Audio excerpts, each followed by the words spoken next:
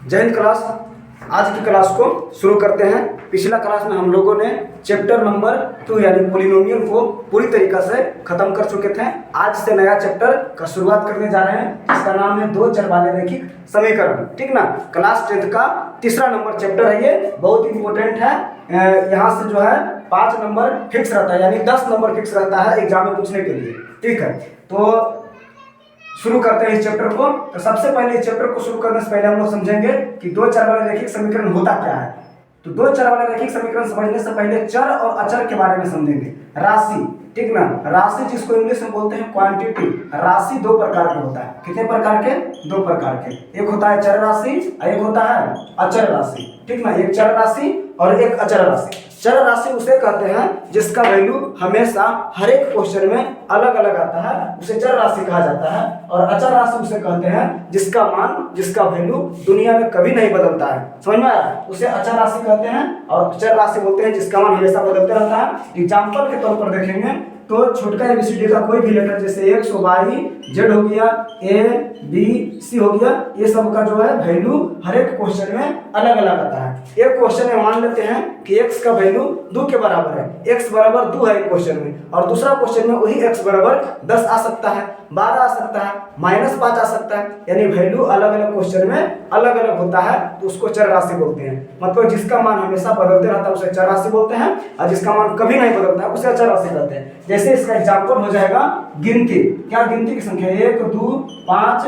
-4 6 12, कुछ भी दे सकते हैं। ठीक ना, कुछ भी दे सकते हैं। ये सब अचर राशि है, ठीक, जिसका वैल्यू कभी नहीं बदलता। अगर भारत में इसकी चर्चा कर रहे हैं तो 6 को 6 ही पढ़ा जाएगा, और अगर 6 को हम अमेरिका चल जाते हैं या फिर थाईलैंड, जापान, बीजिंग कहीं भी चले जाते हैं तो 6 को 6 ही पढ़ा जाएगा और 6 का वैल्यू 6 ही रहेगा। इसका ऐसा नहीं है कि वहां जाने अमेरिका जाएंगे तो 6 का वैल्यू 15 हो जाएगा, 6 को वहां 15 पड़ेगा, ऐसा नहीं है। इसीलिए इसको अचर राशि बोलते हैं। जिसका वैल्यू कभी चेंज नहीं होता, इस धरती पर कहीं भी चले जाओ उसका वैल्यू चेंज नहीं होता, उसे अचर राशि बोलते हैं। अचर राशि जिसका मान हमेशा बदलते रहता है, यहीं पर चेंज होता है। यही बोर्ड पर दो क्वेश्चन में x का वैल्यू अलग अलग आएगा दोनों में, समझ में आया? उसे चर राशि बोलते हैं, इस अचर राशि बोलते हैं। ठीक है, यहाँ तक क्लियर? यहाँ तक क्लियर। तो हम लोग आगे बढ़ते हैं। अब आते हैं चर इस पर।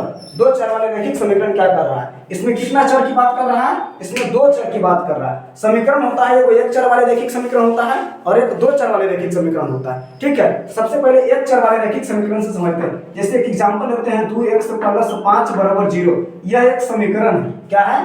यह एक समीकरण है। लेकिन इस समीकरण में देख रहे हैं कि x जो है यानी चर राशि कई को है? चर राशि हमको पूरा में एक ही को देखने को मिल रहा है। कौन है? x है जो चर राशि है, और इसमें कई चर है? एक चर है। इसीलिए इस समीकरण को एक चर वाले रैखिक समीकरण बोलते हैं। इसको क्या बोलते हैं? एक चर वाले रैखिक समीकरण बोलते हैं। और इस चैप्टर में हम लोगों को चर वाले रैखिक समीकरण के बारे में नहीं पढ़ना है। एक चर वाले रैखिक समीकरण को 9th और 8th क्लास में पढ़ना था। एक चर वाले रैखिक समीकरण, यहाँ पर किसी भी प्रकार का कोई चर्चा एक चर वाले रैखिक समीकरण का नहीं है। यहाँ पर चर्चा होगा दो चर वाले रैखिक समीकरण का। एक चर वाले रैखिक समीकरण समझ गए, इसकी सहायता से दो चर वाले रैखिक समीकरण को समझने का प्रयास करते हैं। ठीक, तो दो चर वाले रैखिक समीकरण का एग्जांपल लेते हैं। जैसे 2x + 5y + 6 = 0। यह एक समीकरण मान लिए हम, यह एक समीकरण मान लिए हैं। इसमें चर राशि क्या को देखने को मिल रहा है? इसमें चर राशि 2 को देखने को मिल रहा है। एक कौन कौन है? एक है x और एक है y। मतलब इसमें कई चर, यह एक समीकरण है। क्या है? यह एक समीकरण है। इस समीकरण में कितना चर है? 2 चर है। कई चर राशि है? 2 चर राशि है। इसीलिए इस समीकरण को दो चर वाले रैखिक समीकरण बोलते हैं। दो चर वाला तो बोल दी, लेकिन रैखिक समीकरण काहे बोलते हैं?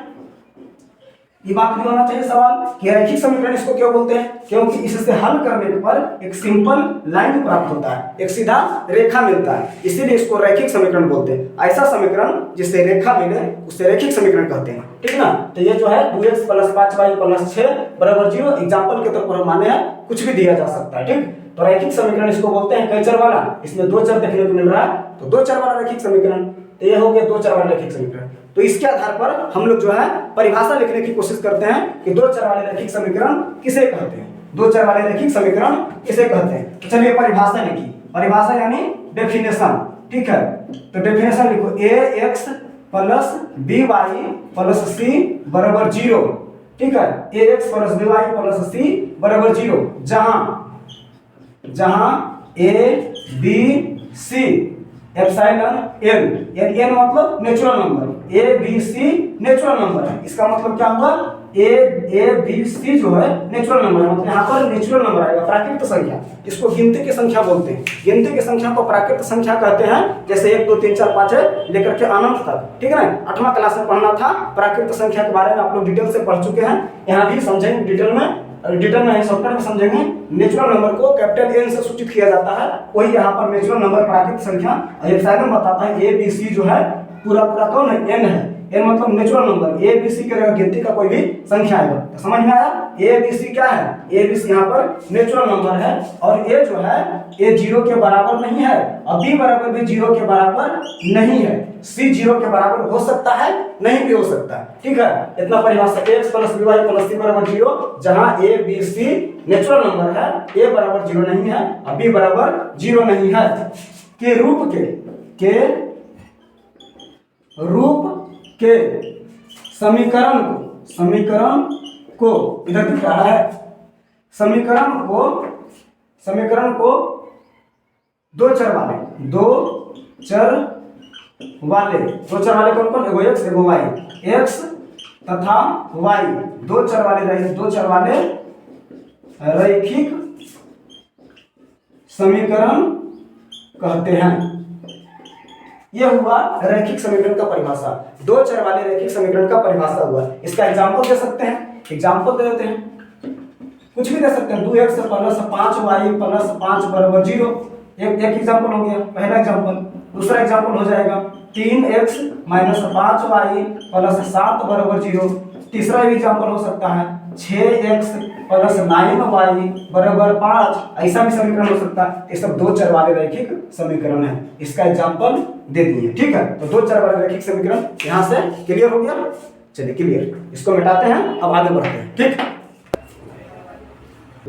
अब हम लोग पढ़ेंगे दो चर वाले रैखिक समीकरण युग्म क्या होते हैं, दो चर वाले रैखिक समीकरण युग्म। तो हेडिंग देते हैं दो चर वाले रैखिक समीकरण युग्म। क्या पढ़ते हैं, युग्म। युग्म का मतलब होता है जोड़ा, युग्म का मतलब क्या होता है, जोड़ा।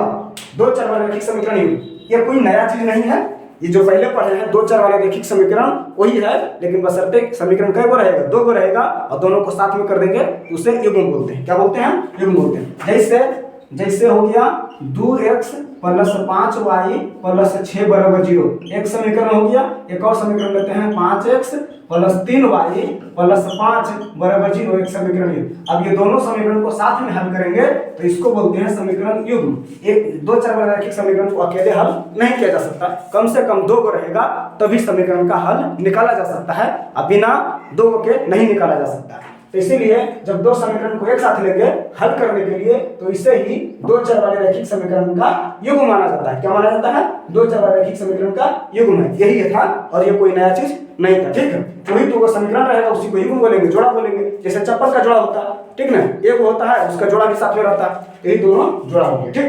दो चर वाले रैखिक समीकरण युग्म हो गई, कोई दिक्कत यहाँ तक। अब आगे बढ़ते हैं, अब हम लोग रैखिक समीकरण युग्म का हल, दो चर वाले रैखिक समीकरण को हल किस तरीके से किया जाता है, ठीक है। पहले एक चीज और समझते हैं, दो चर वाले रैखिक समीकरण का सामान्य रूप क्या होता है। दो चर वाले रैखिक समीकरण का सामान्य रूप क्या होता है, सामान्य रूप मतलब किस तरीका का दिखता है दो चर वाला रैखिक समीकरण। तो दो चर वाला रैखिक समीकरण दिखता है ax plus by plus c बराबर 0। इस रूप में दो चर वाला रैखिक समीकरण दिखाई देता है, ठीक ना। a b c के जगह नेचुरल नंबर रहेगा और x और y क्या रहेगा, चर राशि है, और इसका वैल्यू कुछ भी आ सकता है, इसका वैल्यू कुछ भी आ सकता है। तो ये जो है दो चर वाला रैखिक समीकरण का जो है सामान्य रूप है, ये क्या है, सामान्य रूप। चलिए समान रूप क्लियर, तो आगे बढ़ते हैं। दो चर वाले रैखिक समीकरण का जो है स्थिति देखेंगे किस तरीका से हल किया जा सकता है। तो मान लेते हैं कि दो को समीकरण है, मान लेते हैं कि दो समीकरण है। चलिए क्या मानते हैं, a1x plus b1y plus c1 बराबर 0। दूसरा समीकरण मानते हैं a2x plus b2y plus c2 बराबर 0। इसको माने समीकरण 1 इसको माने समीकरण 2। जहां समीकरण 1 होगा वहीं पर a1 b1 c1 देखने को मिलेगा, और जहां पर समीकरण 2 होगा वहीं पर a2 b2 c2 देखने को मिलेगा। अगर इस समीकरण को हम समीकरण 2 मानते हैं तो a2 b2 c2 यहां मिलेगा।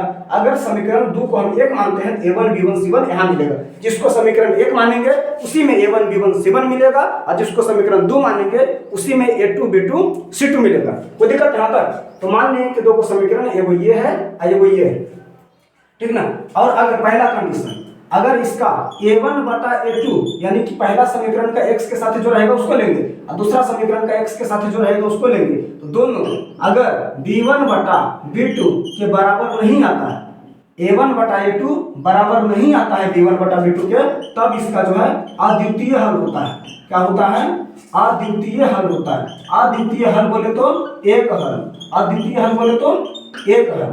समझ में आया? अगर a1 समीकरण का पहला समीकरण का x के साथ जो रहेगा उसको और दूसरा समीकरण के x के साथ जो रहेगा उसको बटाम कर देंगे, और फिर पहला समीकरण के y के साथ जो रहेगा उसको और दूसरा समीकरण के y के साथ जो रहेगा उसको, दोनों को लेटर को लेकर के, दोनों अंक को लेकर के अगर बटाम करने के बाद अगर दोनों बराबर नहीं आता है तो हम समझेंगे इस समीकरण का अद्वितीय हल होगा, मतलब एक हल होगा। पहला कंडीशन ये हो गया, ठीक है, इसको याद कर लेना। दूसरा कंडीशन होता है अगर a1 बटा a2 बराबर है b1 बटा b2 के। किसके बराबर है?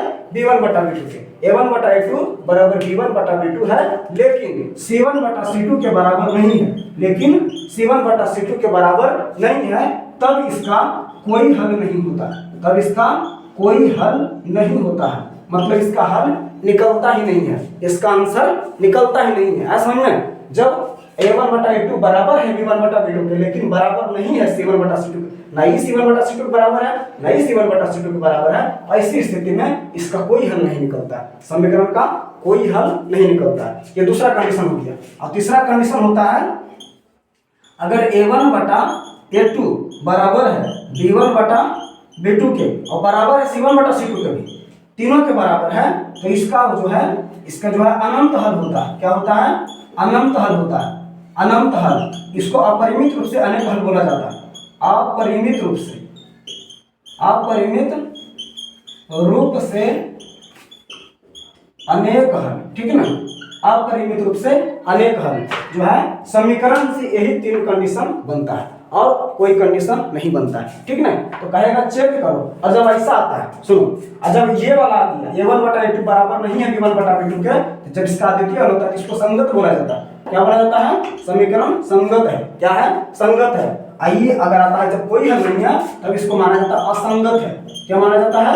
असंगत है। क्वेश्चन में पूछेगा समीकरण को देख करके बताइए संगत है क्या संगत है, और जो संगत है उसको हल करो, जो असंगत है उसको छोड़ दो, ऐसा क्वेश्चन पूछेगा, कहेगा चेक करने के लिए। तो पता रहेगा तब नहीं कि संगत और असंगत कब होता है। जब a1 बटा a2 बराबर नहीं रहेगा b1 बटा b2 के, तभी संगत होगा और तभी इसका हल निकलेगा, और जब असंगत होगा तो उसका हल नहीं निकलेगा, ठीक है, कारण कोई हल नहीं होगा।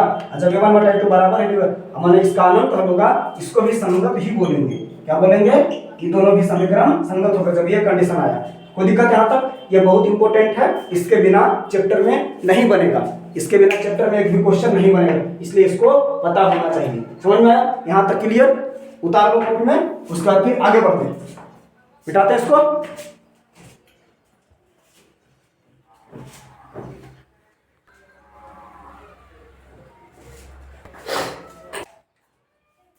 अब हम लोग देखेंगे कि दो चर वाला रैखिक समीकरण है। जैसे ये एक रैखिक समीकरण है, इससे एक लाइन मिलेगा, इससे एक लाइन हमको बनेगा, इस समीकरण से एक लाइन बनेगा, इस समीकरण से भी एक लाइन बनेगा। तो ये दो लाइन मिलकर के कितना कंडीशन बनाएगा? तो ये दो लाइन मिलकर के भी तीन ही कंडीशन बनाता है। कई कंडीशन बनाता है? तीन कंडीशन। पहला कंडीशन क्या होता है? पहला तो होगा अद्वितीय हल के लिए। किसके लिए? अद्वितीय भी बताएं। अद्वितीय हल क्या होता है? जब a1 बटा a2 बराबर नहीं रहता b1 बटा b2 के, तब अद्वितीय हल होता है। उसके लिए ये दोनों का अलग स्थिति होता है। और दूसरा बताए थे क्या? कोई हल नहीं, कोई हल नहीं। जब कोई हल नहीं रहेगा तो उसका स्थिति अलग होगा दोनों रेखा का। और तीसरा बताए थे अनंत हल के लिए, मतलब अनेक हल के लिए। अनेक हल के लिए स्थिति अलग अलग होता है। और क्या होता है इसके बारे में चर्चा करते हैं। जब अद्वितीय होता है तब ये दोनों लाइन एक दूसरे को काट देता है, तब ये लाइन एक दूसरे को क्या करता है? काट देता है। क्या करता है? जब अद्वितीय होता है तब ये लाइन एक दूसरे को दोनों को क्या करता है, इंटरसेक्ट करता है, काट देता है दोनों लाइन, ठीक ना। जहां काटता है वहीं पर इसका आंसर मिल जाता है जब अद्वितीय होता है तो। और जब कोई हल नहीं होता है तब क्या होता है, तब कुछ नहीं, दोनों लाइन पैरेलल होता है, एक दूसरे से कभी नहीं मिलता, एक दूसरे से कभी नहीं मिलता है, तो इसको कोई हल नहीं माना जाता। बोलो जब तक दोनों लाइन मिलेगा नहीं तब तक उसका हल होगा नहीं, जब होगा नहीं तो फिर उसको क्या बोलेंगे, कोई हल नहीं। तो दोनों लाइन क्या होता है, पैरेलल, रेल की पटरी के जैसा एकदम पैरेलल, कभी एक दूसरे से नहीं मिलेगा। समझ में आया? अगर चाहिए मिल जाएगा तो ये ट्रेन लड़ जाएगा, ऐसा समझ में, टूट फूट जाएगा, पूरा खत्म हो जाएगा। कोई हल नहीं रहेगा तब ये कंडीशन होता है। और जब अनेक हल होगा तब क्या कंडीशन होगा, तब ये कंडीशन होगा, एक लाइन है, ठीक, तीन लाइन, तीन कंडीशन। जैसे पहला कंडीशन ऐसे है और दूसरा एक रेखा सीधा चल रहा है, एक रेखा ऐसे, दोनों एक दूसरे को इंटरसेक्ट करेगा, कट करेगा। सो रहा है कि जब दो लाइन, देखो एक लाइन ऐसे है, एक लाइन ऐसे है, जब दो लाइन एक दूसरे को तिरछा एकदम काटेगा, क्रॉस करेगा, तो उसको अद्वितीय हल होगा, तो एक दूसरे को काटेगा। ये दो लाइन का पहला स्थिति हुआ। और दूसरा स्थिति, दोनों एकदम पैरेलल रहेगा, इस तरीके से एकदम सीधा लाइन को जा रहा है, दोनों एक दूसरे से कभी नहीं मिलेगा। ऊपर जाएगा तभी कहीं नहीं मिलेगा, एने आएगा तभी कहीं, लेफ्ट में जाएगा तभी नहीं मिलेगा, राइट में जाएगा तभी नहीं मिलेगा। समझ में आया? उसको बोलते हैं पैरेलल लाइन। और अनेक हल के लिए क्या होता है, मान लेते हैं यह एक लाइन है, यह एक लाइन है, और दूसरा लाइन भी इसी के ऊपर आ जाएगा, दूसरा लाइन भी किसी के ऊपर आएगा, इसी के ऊपर आ जाएगा। तो देखो हर जगह ये मिल रहा है, कहाँ कहाँ मिल रहा है पता नहीं कर सकता, कहाँ, यहाँ मिल रहा है, यहाँ मिल रहा है, यहाँ मिल रहा है, हर जगह मिल रहा है। देखो दोनों लाइन, एक लाइन इसको मान लो, एक लाइन इसको मान लो, दोनों लाइन एक दूसरे के ऊपर आ गया, तो बोलो कई जगह मिल रहा है, सब जगह ही मिल रहा है, उसको संपाति बोलते हैं। क्या बोलते हैं? संपाति। एक लाइन ये हो गया और दूसरा लाइन जो है इसी के ऊपर रहता है, दूसरा लाइन भी इसी के ऊपर रहता है, तो अब तब इसका अनेक हल होता है, हर जगह ही मिल रहा है, जहां जहां मिलेगा वजह वजह हल होगा, इसका अनंत हल माना जाता है। और तीनों का अपना अपना एक नाम है, इसको बोलते हैं प्रतिच्छेदी रेखाएं। इसको क्या बोलते हैं? इसको बोलते हैं प्रतिच्छेदी रेखाएं, प्रतिच्छेदी रेखाएं। इसको बोलते हैं समांतर रेखाएं, समांतर रेखाएं। इसको बोलते हैं संपाती रेखाएं,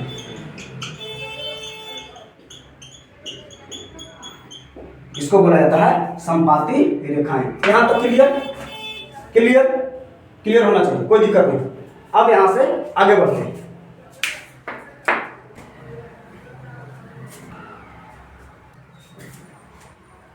रैखिक समीकरण को हल करने का चार विधि होता है। कई विधि होता है? चार विधि। यानी समीकरण अगर दुगो दिया हुआ है उसको हल करने का मेरे पास चार तरीका है, चारों तरीका से हल किया जा सकता है। तो वही चारों विधि के बारे में पढ़ते हैं हम लोग। दो चर वाले रैखिक समीकरण की विधि, ठीक है, दो चर वाले रैखिक समीकरण को हल करने की विधि, हल करने की विधि इधर दिख रहा है ना। दो चर वाले रैखिक समीकरण को हल करने की विधि हम लोग देखने जा रहे हैं। तो दो चर वाले रैखिक समीकरण को हल करने की विधि मेरे पास चार को है। कई को है? चार को है। कौन कौन है अभी देखते हैं, अभी देखते हैं कौन कौन है।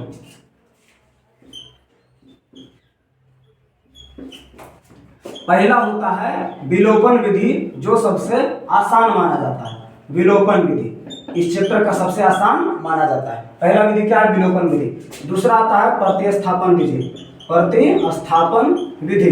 हम जिस सीरियल नंबर में बता रहे हैं, पहला नंबर में विलोपन को दिए हैं, हो सकता है किताब में विलोपन को तीसरा नंबर में पढ़ाएगा, ठीक ना, तो नंबर गड़बड़ हो सकता है, लेकिन हम यहाँ बता रहे हैं कि विधि है। पहला विलोपन विधि है, हो सकता है विलोपन विधि बाद में पढ़ने के लिए कहेगा, प्रतिस्थापन विधि पहले कहेगा पढ़ने के लिए किताब, तो जो है सीरियल नंबर गड़बड़ाएगा नहीं, ठीक है। हम अपना बता रहे हैं अपना तरीका से। ये पहला हो गया विलोपन विधि, और दूसरा हो गया प्रतिस्थापन विधि, तीसरा हो गया वज्र गुणन विधि। तीसरा क्या हो गया? वज्र गुणन विधि, ठीक है। और चौथा हो जाता है आलेख विधि या फिर ग्राफीय विधि। चौथा क्या होता है? आलेख विधि, आलेख विधि या ग्राफीय विधि, ग्राफ विधि, ठीक है ना। ये चार तरीका से हम समीकरण को हल कर सकते हैं। कितने तरीका से? चार तरीका से। पहला विलोपन विधि, दूसरा प्रतिस्थापन विधि, वज्र गुणन विधि, और क्या है? और है आलेख विधि या फिर ग्राफीय विधि, ठीक है। तो यहाँ जो है इंट्रोडक्शन जो है समाप्त होता है दो चर वाले रैखिक समीकरण का। अब आगे से जो है इसका जो है कि चैप्टर शुरू कर सकते हैं। एक्सरसाइज 3.1 क्लास जो है किताब केसी सिन्हा, डॉक्टर केसी सिन्हा बुक जो है उसमें एक्सरसाइज 3.1 में, एक्सरसाइज 3.1 से जो है 2 चर वाले रैखिक समीकरण की चर्चा है और क्वेश्चन भरा हुआ है, ठीक ना, उसमें 3.1 में। तो इसमें जो है कौन विधि से स्टार्ट किया है किताब, तो स्टार्ट किया है आलेख विधि या फिर ग्राफ विधि से हल करने के लिए बोला। जितना सारा क्वेश्चन है सारा क्वेश्चन को ग्राफ विधि से हल करना है। कौन सा विधि से? ग्राफ विधि से हल करना है। इस विधि से हल करने के लिए हमारे पास ग्राफ कॉपी होना आवश्यक है। आप लोगों के पास भी ग्राफ कॉपी होना बहुत जरूरी है। इसीलिए जो है नेक्स्ट क्लास में, आज ये इंट्रोडक्शन क्लास था कि इसमें पढ़ना क्या है, समझ में आ रहा है ना। ग्राफ विधि हर एक साल 5 नंबर में ये क्वेश्चन फिक्स रहता है, आता ही आता है। इस बार भी आया है, ठीक ना, अगला बार भी आएगा, उसके अगला बार भी आएगा, उसके अगला बार, जितना बार मैट्रिक का परीक्षा पड़ेगा उतना बार ग्राफ विधि आते रहेगा और पूछते रहा है पहले से भी। इस आधार पर हम कह रहे हैं, हो सकता है आगे नहीं पूछे तो उसकी मर्जी है बोर्ड की। तो आलेख विधि या फिर ग्राफ विधि, इस विधि से हम लोग शुरू कर लेंगे कल की क्लास में। कल की क्लास में हम लोग क्या करेंगे? आलेख विधि या फिर ग्राफ विधि से शुरू करेंगे। इस विधि से कैसे बनाया जाता है कल की क्लास समझेंगे। मिलेंगे नेक्स्ट वीडियो में। जय हिंद।